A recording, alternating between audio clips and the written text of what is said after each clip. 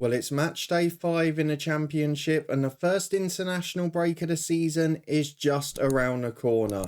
We've got a unique scenario of 12 games all on Saturday this week, albeit 3 of them are early kickoffs, and we're going to run through and give our score predictions and thoughts for each game, and hopefully you guys will play along as well. You've been doing so in your numbers and we'll have a quick recap in a minute. Remember, if you do beat my score, you will get a shout out in the next episode, so get your predictions in and we'll see how many of you do better than me. But first, before we go into this weekend's action, a very quick caveat to say I'm recording this on Monday night due to the bank holiday and time constraints, so I can't take the Carabao Cup ties into account, albeit we know a lot of sides rotate quite heavily now. So you won't be hearing any mention of them during this episode, and the only time that's happened previously this season is the only time I didn't reach double figures, so you've got your chance now. Firstly though, let's have a quick recap of what happened on match day 4, where again I've had a pretty blinding weekend to be honest. 12 points with 3 perfect scores over the course of the weekend. Those scores all came for 2-1 victories for Cardiff and Preston at home and for Leicester City away at Rotherham. And to be fair, due to some of the unique score lines, it was a pretty low scoring weekend all around. A couple of you get into 10 and double figures, but one person beat me, and that man is a picture of consistency. I mentioned him, Steve, last week. Very unfortunate not to beat me with 13 points. Well, this week he got 13 again. He was the only man to pit me, getting 13 to my 12. So well done to Steve. Let's see if you can keep that up this weekend as we move into 12 fixtures all on Saturday the 2nd of September. And I'll be able to keep my eye on them as Luton are in action on Friday night. We had our preview for Luton West Ham. That's up in the eye above. To be fair, I did pretty well in the Premier League predictions too. But let's move on to Birmingham City versus Millwall, which is the first of 3 12:30 kickoffs on Saturday. Birmingham got that very late winner against Plymouth. A great story, obviously, with Jay Stansfield. His dad was a legend at the rivals of Plymouth, Exeter City, where he was obviously on loan last year. And it was a really nice goal as well to win it in the 95th minute. To be fair, you would argue it was probably a pretty even game. Plymouth had an awful lot of the ball. Birmingham sacrificing possession, but as they have been all year, a bit of a threat on the counter. And they come up against a Millwall side who weren't convincing, but did nick a 1-0 home win at the Den, and boy did they need it after their start to the season. A couple of poor results, including at home to Bristol City, and again sacrificed possession. So I guess the question for this one, with both sides giving up chances that could have cost them the game, Stoke had a couple of great ones against Millwall in particular, is what team takes the onus of having possession, of dominating the game and trying to pen the other side in. It is 2 sides that are generally renowned for playing a bit more direct, a bit more counter-attacking, and 2 sides that don't have an awful lot of the ball. I'm not sure which way this is going to go, and I'm not sure which team is going to take the impetus. Based on what we've seen this season, Birmingham of course unbeaten, but not many goals in their games, just 2 against, which is the joint best in the championship. But Millwall, just 3 scored and 4 against. They've been in low-scoring games too. So I'm going to sit on the fence with this one, I'm afraid. I was very tempted to go for a 0-0, but given what I've gone for later on, and maybe due to a bit of arrogance after a couple of good weekends, I'm throwing some big scores out. So I've got to sit on the fence with this one. A Championship's favourite scoreline to start. I'm learning from last weekend with a 1-1 draw to begin. Let's move on to the second early game, which is the Sky Sports game, Sunderland v Southampton. Southampton, yet another 2-1 win, this time at home to QPR. Adam Armstrong looking brilliant, but Che Adams not in the squad as he was expected to move away. The talk of Everton seems to have broken down a little bit. But QPR, to be fair, gave them a better game than they probably expected. As we've seen with Russell Martin teams before, Southampton have a lot of the ball, but they didn't create too many openings in that game. And I would say there was a little bit of cause for concern with how they dealt with the counter. A more ruthless team may have taken advantage. For Sunderland, a 0-0 draw at Coventry, a game of 2 halves. Coventry edged the stats, but Sunderland always a threat on the break and grew into the game later on, after avoiding falling behind from a couple of good chances, it must be said. But a strong second half performance is going to be a big finish to the window.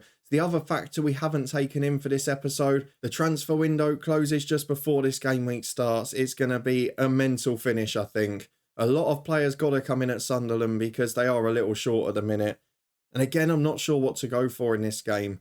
Everything would suggest Southampton are probably going to score more goals, are going to win the game. They haven't lost a game yet this season. but they have been susceptible at the back. They've conceded in every one, and we saw that defensive effort against Norwich. It was poor. I'm going for my surprise of the weekend here, and generally when I start doing this is when I start dropping points, but I'm feeling confident. I'm going to go for it. I think we're going to get a surprise in this game. I'm going for Sunderland to nick it by 2-1. I think there might be a couple of deadline day signings that potentially make an impact. Let's move on to the final early game, which is Swansea City versus Bristol City. Both sides showing elements of their defensive frailties in the last week, both losing a game and drawing a game. Bristol City got a 1-1 away at Hull. Positive being that Nahki Wells got his first goal since February. If we're being honest, it wasn't a great performance. Hull City had the majority of the ball and both sides were incredibly open. And on another day, you look at the Opta stats, 3 clear-cut chances each. It was end-to-end at times. It was a bit frantic. Bristol City looked a threat on the counter, but it's the same old problems defensively, and that is always going to leave them susceptible. Swansea very much the same, in high-scoring games galore at the minute. Can't keep a clean sheet. Still a threat in front of goal though. And against Preston, a disappointing 2-1 defeat. But you've got to be honest, it was probably deserved. Again, Swansea had a lot of possession. Preston had more of the chances. And albeit Swansea created 1 or 2 good opportunities, they only managed 1 shot on target. And from the highlights, they didn't look to have a constant threat, if I'm being honest. So very hard to judge those games from the highlights. But from the Bristol City one, it looked to be a frantic game. I think both sides will concede. I could see this being a thriller. It's the third time I'm saying this season. I've predicted 2-2 draws in 2 other match days and said it's going to be thriller of the weekend. They've both been 1-0. So I'm going for a 2-2 draw between Swansea and Bristol City. Let's finally see if I can deliver the goals. We move on to the 9 o'clock kickoffs next though, and we start with Coventry City versus Watford. And very opposing starts for these two, because Watford, it was all bright and rosy on the opening day, a mauling of a defenceless QPR. But since then, no league goals, no winning all competitions. And yes, defensively, they're not disastrous, but they're very toothless at the minute. We're seeing the cracks starting to appear. And I hate to say it because we're only 4 games in. But seriously, at what point is Valerian Ismail under pressure? Rob Edwards got 9 games and they'd started a bit better than this. So I do worry a little bit about that because we don't need manager specials anytime soon. There are promising signs in the performance. They dominated the ball. The pass percentage was lovely. All of the attacking stats were great. But converting shots into shots on target is going to be important. We know a lot of those attacking stars left and it's going to take a little time to build it. But they are looking a little toothless at the moment. We know if they turn it on though, there's always a performance in there. They come up against a Coventry side that have looked very solid so far this year. Done by that Kiernan Dewsbury Hall magic on the opening day at Leicester. Brilliant performance against Borough and 2 fairly solid draws since then. It's been an okay start for Mark Robins' side, adapting after losing 2 of their star players. And I think they look a pretty good side again this season. Maybe just missing that magic of Harmer in midfield. He's obviously not yet been replaced, but that may well change by the time we get to Saturday. And Ellis Sims, Matt God and Haji Wright all bedding together quite well up front now. But last weekend, despite dominating the first half, they didn't take a chance. On another day, either side could have won that. So 2 sides that have got to put chances away. I'm not sure which one's going to. Everything would suggest from the last week or 2, this is going to be a low-scoring game. And based on what we've seen from Watford the last few matches, I'm going to go for Coventry to nick it by 1-0. Let's move on to the next game. It is Ipswich Town versus Cardiff City. Ipswich had their first taste of defeat this season. The first time they didn't win a game thanks to Leeds United and new signing Joel Pirro. Cardiff, in contrast to that, late on, managed to secure their first victory of the Championship season. A 98th minute penalty in a pretty unconvincing win. A home to a side with no points this season who are expected to be down there. It's not the sort of thing that makes me think they're going to comfortably stay up. But it is a win and it's 3 points on the board, which at this stage of the season is crucially important. The Ipswich Leeds game was bonkers. Of course, when I predicted an Ipswich win last week, we didn't know that Pirro was going to sign. We didn't know that Nonso and Sinistera would come off strike. And my word, did the 3 of them make a difference. So, pretty tricky for Ipswich, but a very good game. Created bundles of chances. But they're always going to be susceptible to the counter the way they press. And against some of the better sides in the Championship, that may be a bit of an issue for them. For this game, though, I see no problems at all. Ipswich, there's no doubt in my mind, will finish higher in the table than Cardiff here. They look a more knitted together team. They look more cohesive. And Cardiff don't have that constant attacking threat that Leeds United did. So for me, a comprehensive 2-0 home win. I think Cardiff playing to Ipswich's hands beautifully. Let's move on to the next game, which are the two sides the last two faced last weekend. It is Leeds United versus Sheffield Wednesday. We'll ignore the talk about ticket prices for now because it looks like both of these sides' away fans are going to be paying big prices when they go to their reverse fixture. Leeds and Sheffield United, differing results last weekend. Leeds looked brilliant going forward against Ipswich. The Daniel Farke style, and more importantly, in Joel Pirro, someone to put those hatful of chances they've been creating away. Rutter's goal was sensational, looked better with a partner alongside him. And Nonto and Sinistera, I mean, you've got quality everywhere, haven't you? Still the same issues defensively, still a lot of improvement to do back there. And of course, a bit of a bizarre situation with Cody Drame, but a big win and Leeds will be going up the table soon, I've no doubt in that. For Sheffield Wednesday, they need to be inspired by the derby because apart from that, I've no idea what they've got in their favour. They look poor under Xisco defensively, which is the one thing I didn't expect from them. And I know we've talked a lot about the problems off the pitch this summer, the delays that have been caused by the knock-on effect of the manager going, the new manager taking a while, and the effect that's had on transfers, etc. But they've got to look better than this. You're not going to get 6, 7, 8 games to get up to speed in a championship. I know Coventry were down there last year, but they had a lot of games in hand. We've seen it before when teams have come up. Wickham, it ended up costing them at the end of the season. And Sheffield Wednesday, they've got some good players in that team. Away to Cardiff must have been a fixture they targeted. And away to Hull as well. They are fixtures against sides they'd maybe expect to get a result against. So, very frustrating for Sheffield Wednesday. Albeit, I don't see Leeds keeping a clean sheet. I don't see that changing here. Their form is going to continue with 0 points for me. Maybe the derby will ignite something in them, that Yorkshire rivalry. I'm going to go for Leeds United to win pretty comfortably with a lot of attacking intent and a 3-1 victory at Elland Road. Into the second half, and we start with Leicester City versus Hull City. Leicester the only side with a perfect record in the Championship, but it's not been wholly convincing if we're being honest. They've been good defensively, but they've only won each game by a goal, and it doesn't take much to turn that fortune in a Championship. Of course, at the weekend against Rotherham, a great moment for youngster McAteer, who got both goals in a 2-1 victory at Rotherham. And that keeps their perfect record going. And they did deserve to win the game. They were the better side over the match. But defensively again, gave away a goal. And there is a little bit of threat against them here. However, Hull City against Bristol City, we mentioned how open it was. Very weird from what Liam Rossini's defence did last season. And away from home, they were a bit more solid. But having a lot of the ball, gifting and creating bundles of chances. Ozan Tufan is a man in form, but will Leicester snuff him out with their superior quality and fitness in midfield more importantly? I think just about. It seems like the natural prediction at the minute. There's a lot of logic behind it and not much creativity. I'm going to go for Leicester to win by 2-1 again. It seems to be the norm every week at the minute. Let's go to Middlesbrough v QPR. Two sides that have had poor starts to the season in terms of points. But one side will be a lot more alarmed than the other. Middlesbrough lost by 4-2 against West Brom. Another red card. Another few easy goals going in against them. And it just looks so disjointed. Yes, Borough had the better of the game in terms of chances. They looked a big threat on the counter. And they probably did have the better chances in the game. But 4 shots on target against 4 goals. And they gave away some really poor ones defensively. And mistakes that we just weren't seeing Michael Carrick's Middlesbrough making at any point after he joined last year. Really worried about them now. It's a couple of big hidings they've taken away from home. And they are currently in that bottom 3 with just 1 point at the minute. I would expect a fairly big finish to the transfer window. I would expect a couple of players coming in. It's probably just going to take a month to all knit together though. So for QPR, this is an opportunity. A narrow defeat against Southampton makes it 3 in a row in all competitions. But there's really signs there in those performances. They're playing far better football than a lot of people expected. They've got a very experienced core that is now getting to fitness. Jack Colback coming in and making an impact at the weekend. And they have got that spark of magic and exuberance and youth out wide. I can see them being a threat in this game. And I'm going for 2 shocks in the same weekend. I had Southampton to lose away at Sunderland.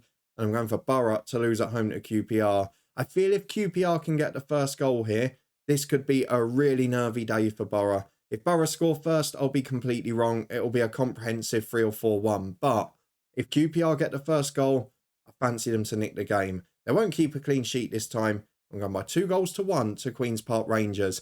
I'm sure I'll get some stick for that prediction. Into the final third we go as Plymouth Argyle host Blackburn Rovers.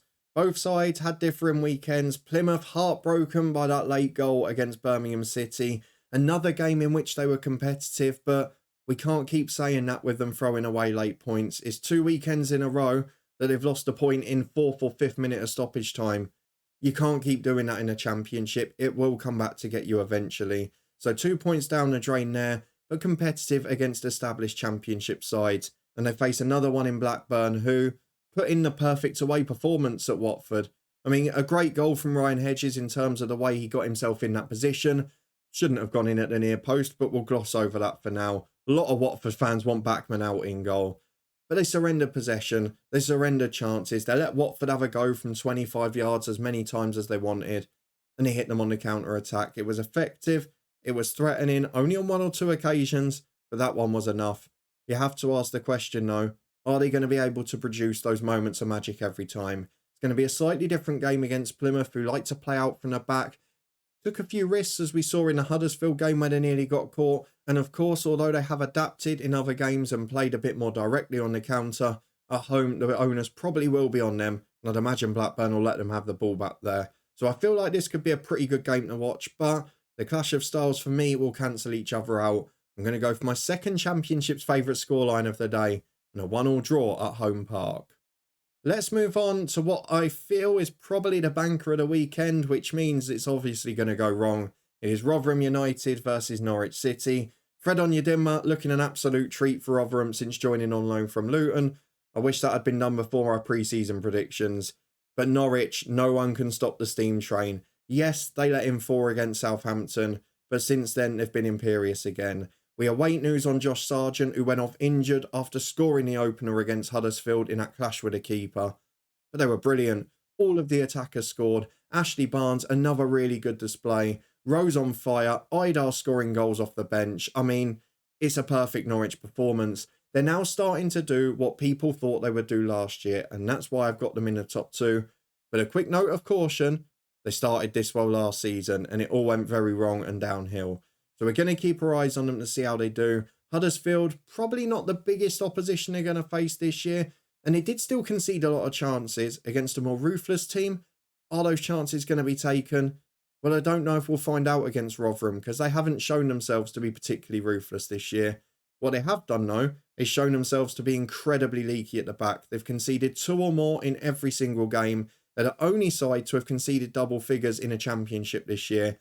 And against Norwich, that is a recipe for disaster. So as much as I don't want to do it, and I did think that Rotherham would probably score, I'm going to stick my neck on the line and go for a 3-0 Norwich win.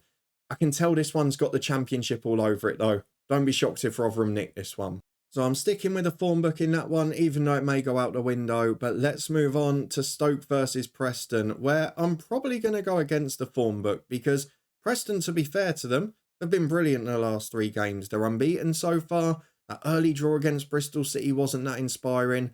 And to be fair, much like the start of last season, they've not played that well going forward. But defensively, they've been just as solid. And this time, they've managed to nick goals. A 2-1 comeback victory against Swansea, which over the course of the day, you could probably argue was deserved. Again, the side sacrificing possession, having a lot of success last weekend.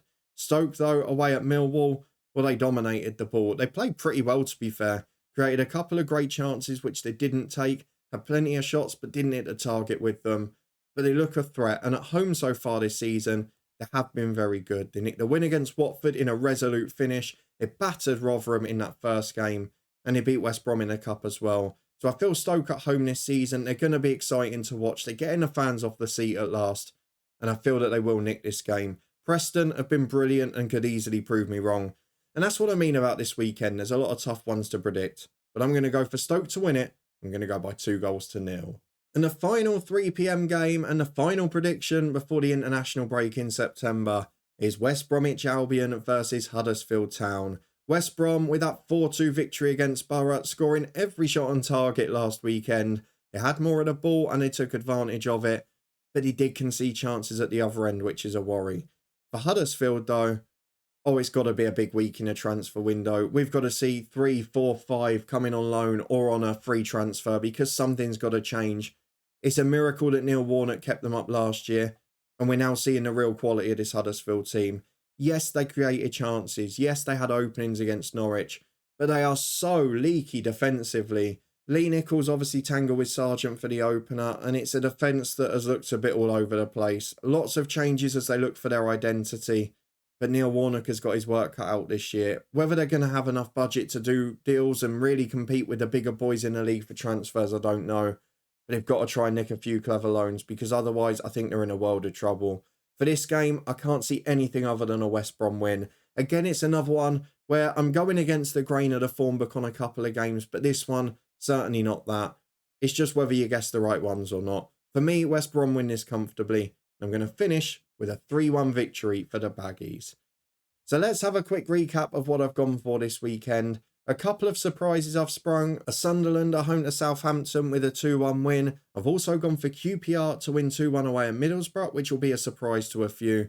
And finally, Stoke to beat Preston 2-0 after Preston have won 3 in a row. Most of the other ones I've gone with a form book. Let's hope I get a few right. But I'm taking a bit of a gamble this weekend, so a chance for a few of you guys to get back in it and beat me in this weekend's predictions. If you do, you'll get a shout out in a recap at the start of the next episode after the international break. So let me know if you agree or disagree with mine. Get your predictions in the comments below. Let me see what you think the scores are going to be this Saturday in the Championship. If you enjoyed this one though, please do put a thumbs up on it. Check out yesterday's prediction video for Luton versus West Ham and the Premier League weekend. Charlie made an appearance in that one for long-term viewers of the channel as he talked all things West Ham ahead of the Luton game. And of course, you'll see clips from the new look Kenilworth Road across this week. I hope you're looking forward to that. But get your predictions in the comments. If you want to stay up to date with everything on the channel, subscribe and turn that notification bell on. Plenty to come this weekend and little bits of fun in the international break too. But thank you very much for watching and your support as always. I'll see you next time for more Championship predictions.